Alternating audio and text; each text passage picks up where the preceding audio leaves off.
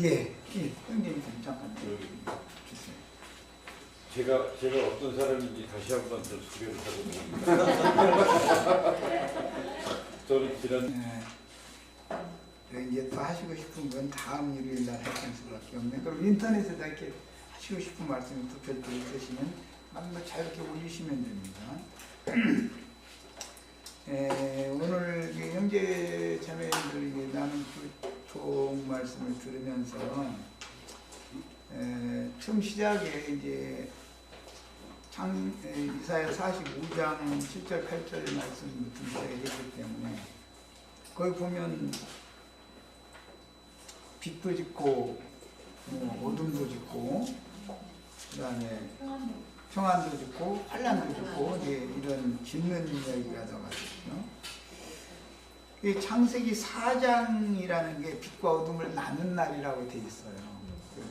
창세기 1장의 넷째 날이라는 게 그 넷째 날은 두 광명을 통해서 한 광명은 낮을 주관하게 하고 한 광명은 밤을 주관하게 해서 빛과 어둠을 나누셨다 이렇게 되어 있어요. 오늘 신앙생활이라는 사실은 알고 보면 빛과 어둠을 나누는 거예요. 진리의 분별이거든요. 빛이 이제 참빛만 있는 게 아니라 거짓 빛도 있기 때문에 빛을 또 나눠야 되는 문제가 나와요. 어둠이라고 하는 것도 유익한 어둠이 있고 사람을 죽이는 어둠도 있어요. 이끌어가는 어둠도 있어요. 빛에 대해서는 그 두 가지를 분별해야 된다 그러면 거짓빛, 광명을 가장한 천사도 어둠의 천사인데 빛의 천사로 나타날 수가 있다는 거니까 이해하기가 쉽겠지만 어둠도 유익한 어둠이 있어요. 사람이 육신의 일을 하고 밤에 육신의 몸을 회복을 시키려면 밤이 없으면 회복이 안 돼요. 잠을 못 자면 회복이 안 되는 거예요. 그런 것처럼 육신적인 많은 연단과 시험이 있은 다음에 깊은 죽음을 거쳐서 무덤에 내려가는 것이 가장 깊은 어둠이에요. 그거 굉장히 유익한 어둠이에요. 무덤에 장사된 체험을 다 거쳐야만 빛이 오는 거예요. 십자가에서 바로 부활되는 법은 없는 거니까 반드시 무덤에 내려가야 되니까.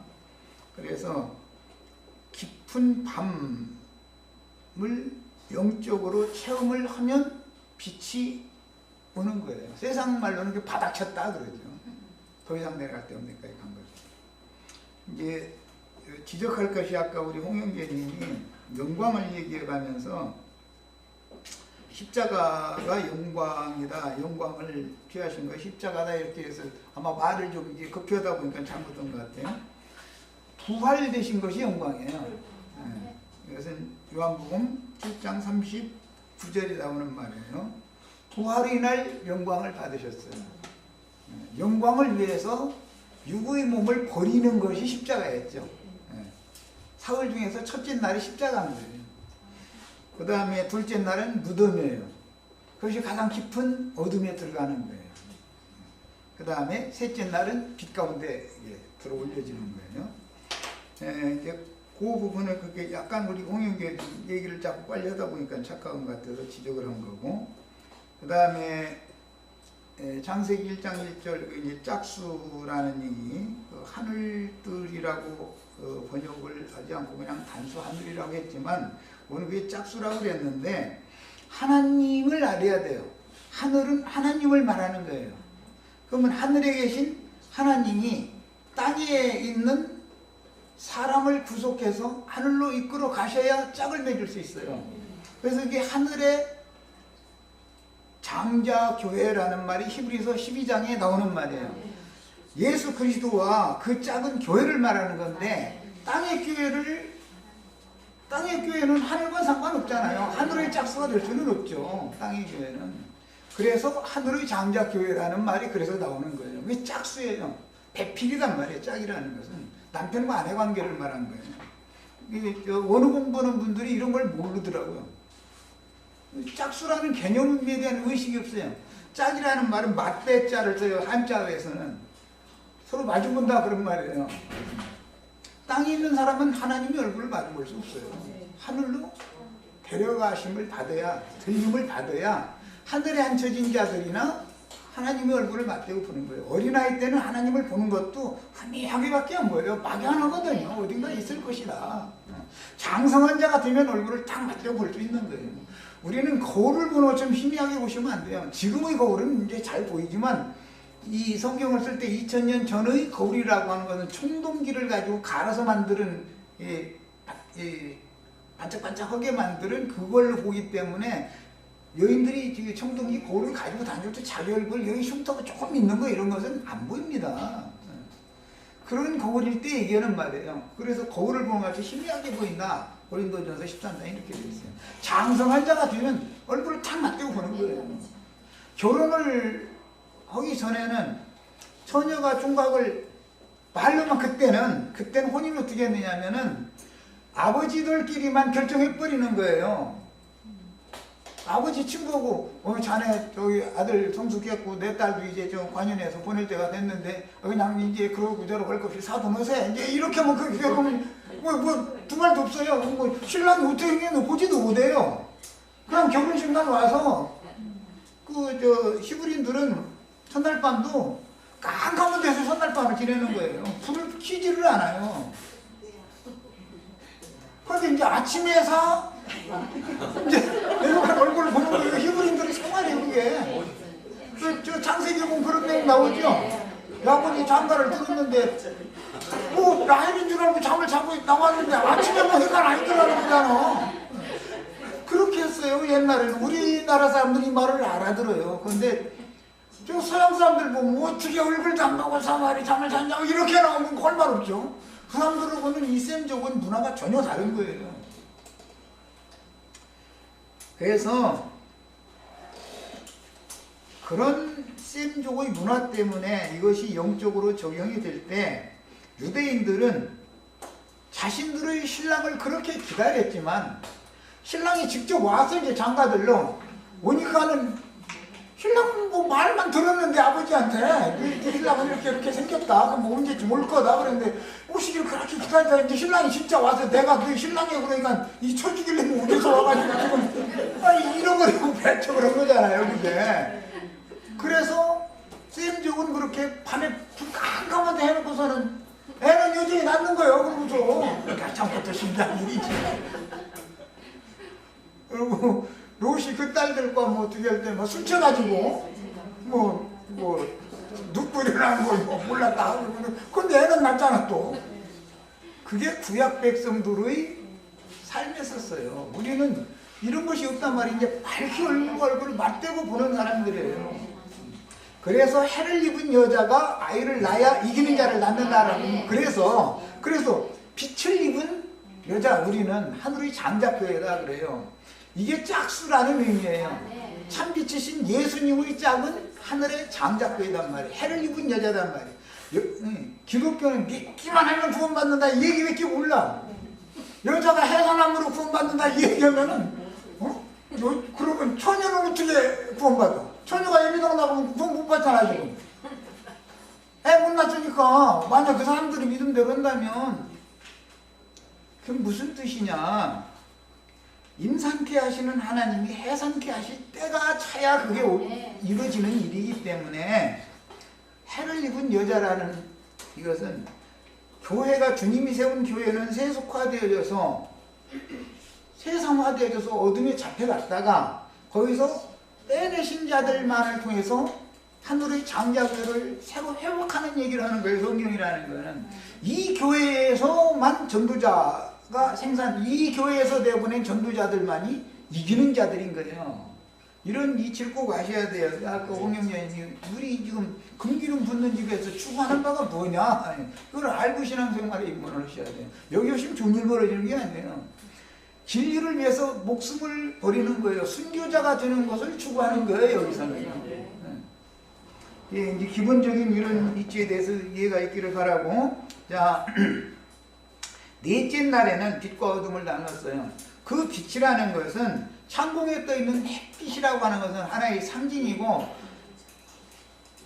창세기 1장 3절에 나오는 첫째 날의 빛을 말하는 거예요. 그것을 참빛이다 그래요. 넷째 날의 빛은 참빛이 아니에요. 참빛을 반사하는 빛이지 넷째 날의 빛은 창세기 1장 3절의 빛을 반사하는 것이 첫날의 빛을 넷째 날에 반사하는 것이단 말이에요. 그 다음에 다섯째 날은 바다 짐승을 지어 놓으셨는데 바다에 큰 짐승들을 또 나게 했다 그랬어요. 다섯째 날은 바다 짐승, 여섯째 날은 땅의 짐승을 지어놨다 이렇게 돼 있어요. 그건 창세기 1장에서는 24절에는 땅의 짐승이라는 용어가 나와요. 창세기 1장 21절에는 바다의 짐승이라는 말이 나와요. 본인의 성경으로 한번 확인해 보세요.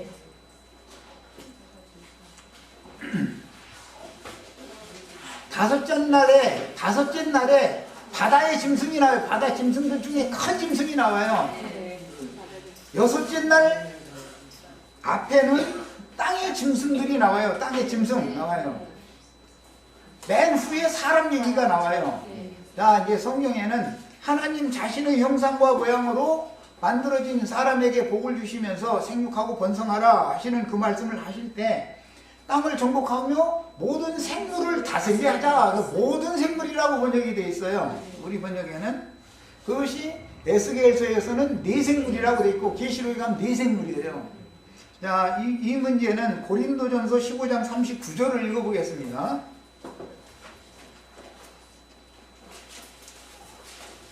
본인의 성경을 읽으시는 거예요. 고린도전서 15장 39절. 자, 찾으셨죠? 읽습니다. 육체는 다 같은 육체가 아니니 하나는 사람의 육체로, 이게 머리란 말이에요. 사람이. 그 다음에 또 하나는 짐승의 육체요. 그 다음에 또 하나는 새의 육체요. 공중 나는 새도 다섯째 날 이게 여섯째 날 먼저 지어질 때 이게 또 지어진 거죠. 그 다음에 맨 나중에는 물고기의 육체요. 이건 바다 짐승인데 바다 짐승이 땅의 짐승보다 앞에 지어졌어요. 그렇죠? 다섯째 날은 바다 짐승을 지었으니까. 자, 계시록 13장은 1절에서 10절까지 보면은 바다에서 큰 짐승 올라오는 얘기가 나오죠. 11절에서 18절 사이에 보면 땅에서 짐승 올라오는 얘기 나오죠.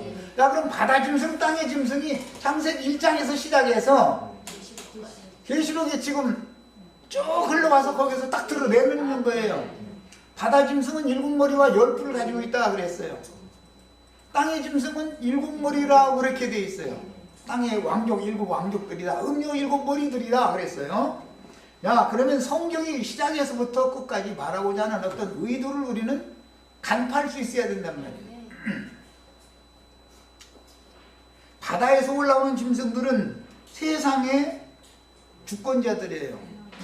오늘 에베소서에서 거기까지는 못했는데 하늘의 통치자들과 권세들 얘기가 나왔어요. 하늘의 통치자들이라고 하지만 사실은 그들이 땅의 짐승들을, 용은 바다 짐승과 땅의 짐승에게 권세를 맡겨가지고 바다에서 올라온 짐승의 10뿔과 땅에서 올라온 짐승의 7머리를 통해서 우주를 창세기 1장에서부터 계시록 끝까지 계속 통치해 나가는 거, 이걸 세상나라다 그래요. 이게 세상이라는 건 이렇게 굴러가는 거예요. 나 이제 가끔 뭐 신문 보야 다 소용이 없는 것이지만 우리 지체들에게 분별을 주기 위해서 나오면 내가 그것도 이제 가끔 신문에 참 신문에라네 인터넷상에 올려놓는데, 사람들은 세상에 어떤 유명한 국회의원이나 장관이나 대통령이나 이런 사람들한테 꾹꾹하죠. 우리가 만약에 그렇다면 우리는 그리스도인들이 아니에요. 우리는 세상 나라를 빨리 심판하고 주와 그 그리스도의 나라를 실현시키는 것을 목적으로 이 땅에 사는 사람들이지, 세상에서 수출이 잘 되고 38선을 잘 지켜서 뭐하고 그렇다고 38선 무너지라고 또 한다고 또 하는 그 말이 아니고, 우리는 목적을 거기에 두고 사는 사람이 아니다 이 말이에요. 그건 세상에서 하는 일이고, 세상 나라 돌아가는 것은, 세상 나라라는 것은 아무리 의로운 얘기를 하고 자기가 가장 바른 사람인 것처럼 얘기해도 대통령이 거짓말 제일 잘하는 사람이에요. 국회의원은 대통령보다 조금 못해요.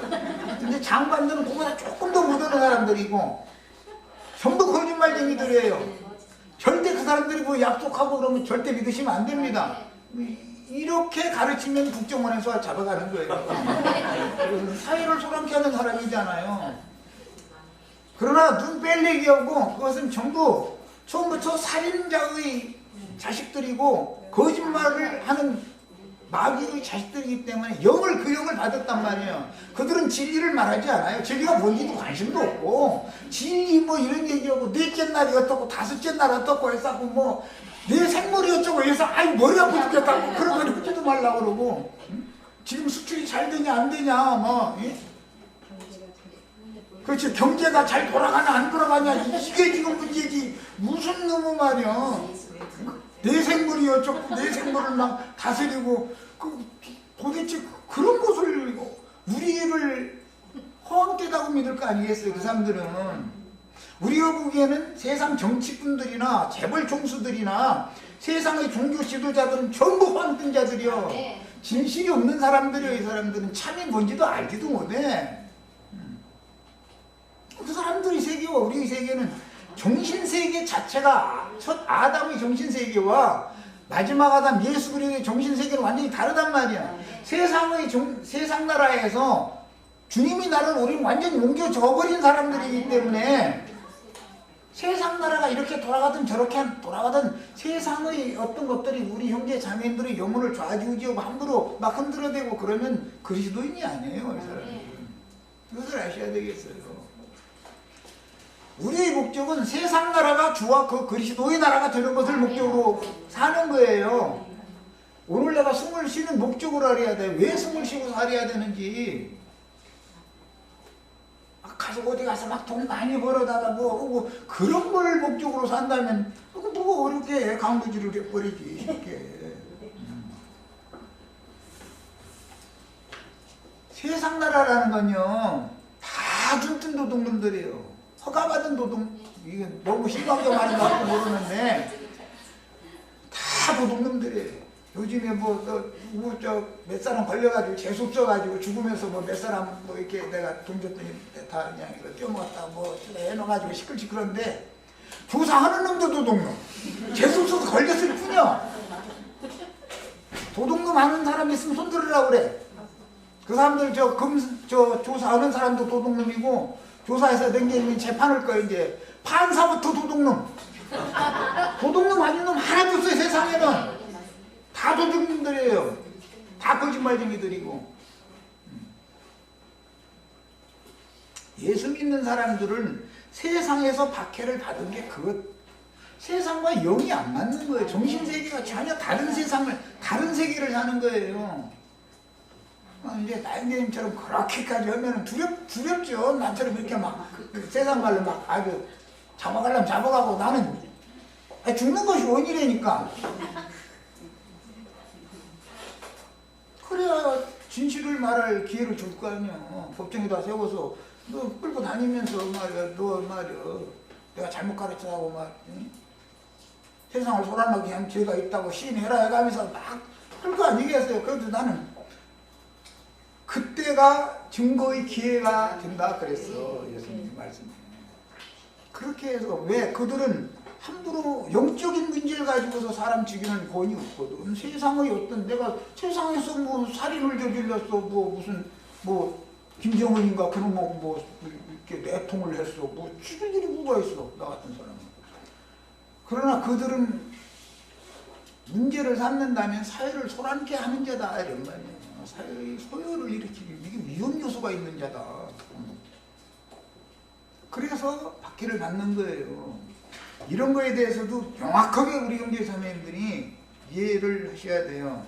세상에서 오른편에 있는 자들은 하나님 나라에서는 왼편에 있는 자들이에요. 하나님 나라의 오른편에 있는 자들은 세상에서는 반드시 왼편에 있는 자들로 되기 때문에 당연히 박해를 받게 돼 있는 거예요. 이제 이런 거에 대해서는 각오를 단단히 하셔야 돼. 그리고 다섯째 날의 그 바다 짐승이 세상의 권세자들을 말하는데 그들도 다 용에게 권세를 받았다 이렇게 돼 있죠. 네. 땅에서 올라온 자들도 용이 권세를 줬다 이렇게 돼 있어요. 그러니까 이제 이런 기본 원리를 알아야 하는데 요즘에 짐승표 받는다고 뭐라고 하는데 컴퓨터 칩을 베리칩. 아니 사람 죽어 이 사람들 만나면 베리칩을 이마에다 째고서 수술에다 넣어준대. 뭐 오른손 내려오라 여기다 베리칩을 이렇게 넣어주고 그렇게 그거 없으면은 뭐 매매를 못한다. 이렇게 마트에 가면 그 베리칩 안 넣고 다니면 물건 못 산다. 그래 굶어 죽는다 이러는 거예요. 얼마나 무지한 사람들이냐 이 말이야. 오늘 우리 형제 자매님들의 이마에도 사상이 말하자면 사상이 그리스도의 이름으로 인이 쳐지셔야지 짐승의 이름으로 인침을 받으면 영영한 불못에 던져진다 하는 거예요. 그렇게 분별하는 거예요. 마지막에 알곡과 가라지를 뭐 분별하고 뭐 추수할 때 어떻게 그런 얘기 참 많이 나와요. 뭘로 분별한다는 거예요? 세상의 영으로 조성되어져서 인쳐진 사람은 사상이 그런 정신세계에 살으니까 그것은 불못에 들어갈 자라고 딱 갈라낸다 그 말이에요. 그러니까 예배당에 그렇게 오래 다니고 열심히 내고 장로님이고 권사님이고 하신 분들도 세상의 영으로 인맞아가지고 그대로 있다가는 며칠 요단강 건너가서 만나려 가면서 갔는데 소위 말하는 거짓 천국에 속아가지고 천당에 간 줄로 가봤더니 거기가 바로 지옥으로 너는 왼편으로 한 번 딱 판결 마지막 최후 판결 받으면 거기서는 회복할 수가 없다 이거예요. 아직 우리가 살아있는 동안은 내가 뭔가 성경 진리를 잘 몰라서 또는 오해해서 여태까지 그릇된 것을 진실한 걸로 잘못 추구하고 있었구나라는 것이 확 깨달아지면은 지금은 돌이킬 수 있는 기회가 있어요. 지금은 이렇게 중요한 시기를 우리가 살고 있습니다. 그래서 성경에서는 보라 지금은 오늘은 구원의 날이로다 지금은 구원의 날이로다 이렇게 하지 내일 모레쯤 구원의 날이로다 이런 구절은 성경에 없어요. 지금 돌이킬 수 있어요. 우리가 육신의 장막을 입고 아직 있는데 이런 말씀을 추구할 수 있고 또 성령의 계시를 이렇게 깨달을 수 있도록 지혜와 계시의 성령께서 형제 자매님들 심령 속에도 충만하게 임재하시기 바랍니다.